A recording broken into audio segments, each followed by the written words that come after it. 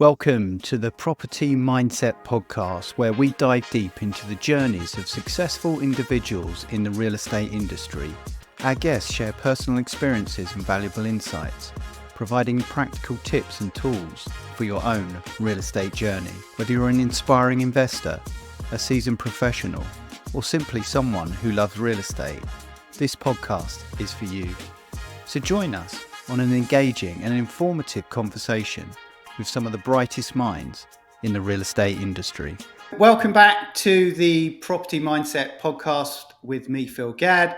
Today, I have a past client with me, Sam, who relocated to Fernie and built a home here from Montreal. So good morning, Sam. Good morning, Phil. So just set the scene a little bit. Like I said, you came from Montreal. We helped you purchase some land here in Fernie, and then you went on to build your home with the plan to retire here and live in Fernie full time. Well, it certainly makes it sound all pretty easy and straightforward. It was obviously took a little bit more time than that. So a short break from our show sponsor, eXp Luxury at First Tracks Real Estate Group. Imagine a real estate experience where your luxury property isn't just seen, but showcased, both locally and globally. eXp Luxury is about more than transactions. It's about transforming how high-end properties reach the market. With a blend of unparalleled global exposure, cutting-edge marketing strategies, and an elite network of professionals, eXp Luxury ensures your property stands out in the luxury market.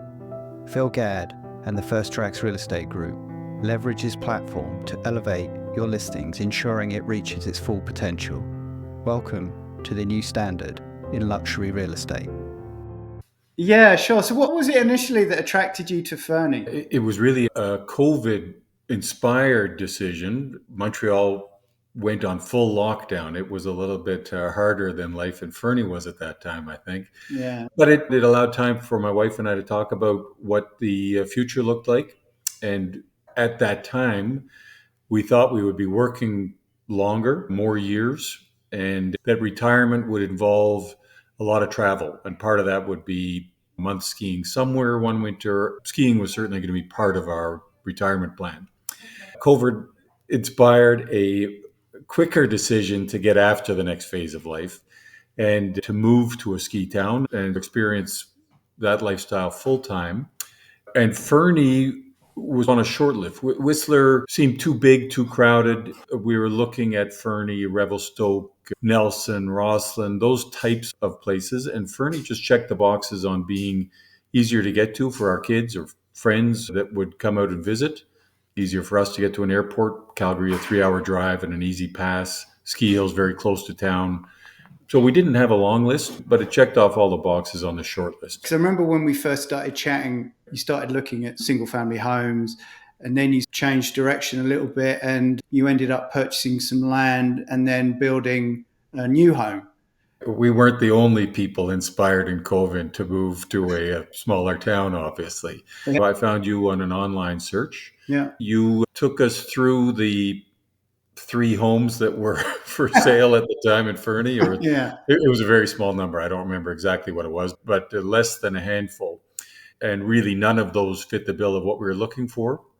And there were 3 main developments and an occasional lots that were available for sale. We'd never built a house before. We'd never even done a major renovation on a house before. We were wary when we got into that, but it seemed to be the only option to move forward. Talked with a builder to get an idea of what the costs would be and to ensure that fit into our budget, and it did. It certainly changed through COVID, but it all fit. Building a home took over on buying a home as the only real logical choice. So we ended up buying some land, which I remember the area that week that we made the offer. I think there was a run on all those lots, and by the end of the week, there was none left. So I think you, like you said, you weren't the only person who had that idea. And like you said, you've never done anything like this before. Was it what you expected? Was there any kind of big surprises, any moments of doubt, thinking, oh my God, what have we done?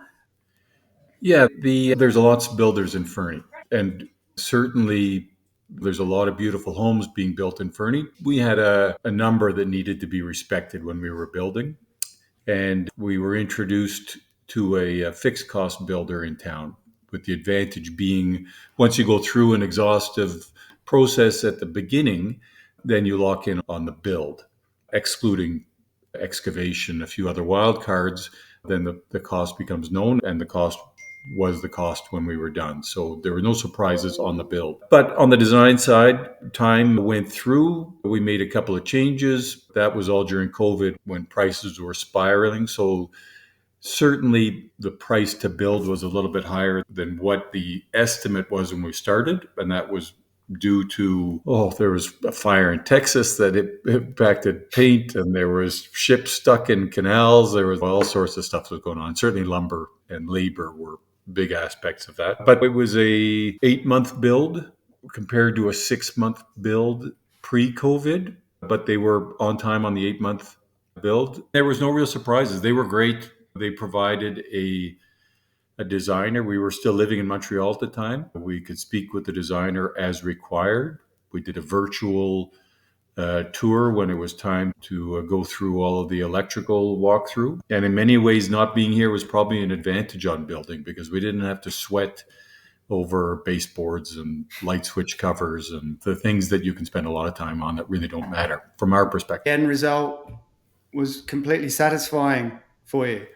Oh yeah, it's beautiful. When we first started building or started designing, we said, we'd like a downstairs walkout. That we had certain things that were in our mind from the previous 60 years of life. And we were told pretty quickly that's not really what you want. In Fernie, it's all about the views. You're going to live on the second floor, which we do. Yeah. We have spectacular views all around, as does everybody in Fernie, but we feel ours are the best. Not as good as mine. That's what everybody will say.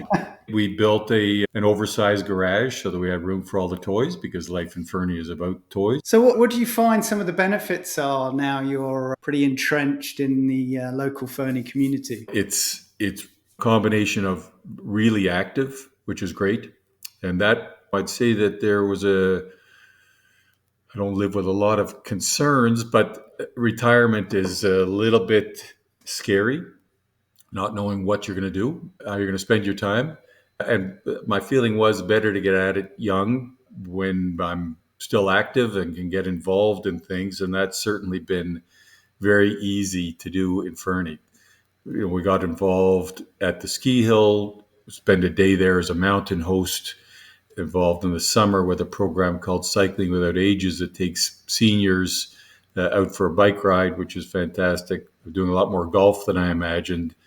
I'm skiing almost every day. There's a lot more lakes in the Fernie area than I thought. So I'm working my tentacles into new friends that have places on the lakes to get invited out. Between the sports and the volunteering and just getting to know people, it's a very small community, a very welcoming community. We've made hundreds of friends. And it sounds like an odd number, but it's incredible how many great people we've met since we moved here.